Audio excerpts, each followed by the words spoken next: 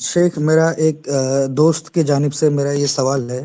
وہ کافی اینزائٹی فکر اور غم میں مبتلا ہے ایک ویڈیو دیکھ کر.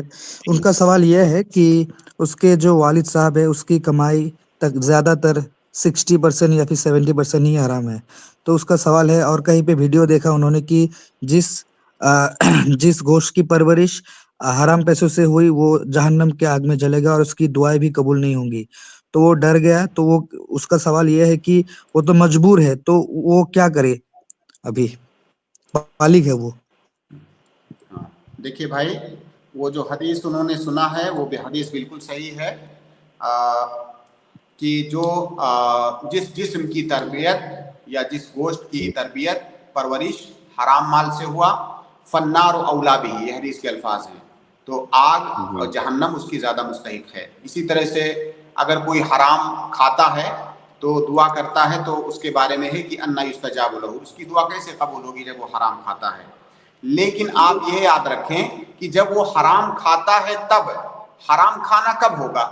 مان لیجئے کسی کے پاس حرام مال تھا، اس نے مجھے دے دیا، میں نے اسے کھا لیا، اس کے لیے تو وہ مال حرام تھا، لیکن اس نے مجھے صدقہ دے دیا، اس نے مجھے ہدیہ کر دیا، تو میرے لیے تو حرام نہیں ہے.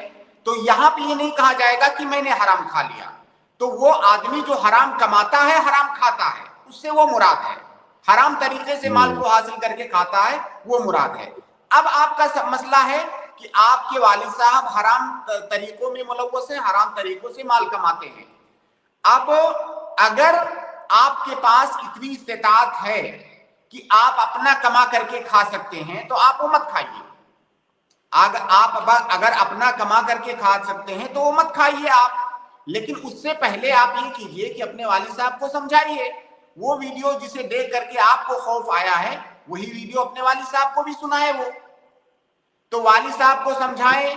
والد صاحب اس کے بعد بھی نہیں مانتے ہیں. آپ کے پاس حل موجود ہے، آپ بالغ ہیں، آپ کما کر کے کھا سکتے ہیں. اگر آپ کما نہیں سکتے ہیں، آپ فقیر ہیں اور آپ کے پاس استطاعت نہیں ہے کمانے کی، یا کماتے ہیں، کوشش کرتے ہیں لیکن نہیں ہو پاتا ہے، تو ایسی صورت میں آپ کے والد پر آپ کا نفقہ واجب ہوتا ہے.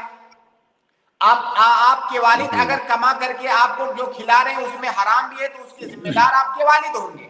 ہاں، آپ کی ذمہ داری ان کو سمجھانا ہے، انکار منکر آپ کی ذمہ داری ہے، لیکن یہ نہیں کہا جائے گا کہ آپ حرام کھا رہے ہیں.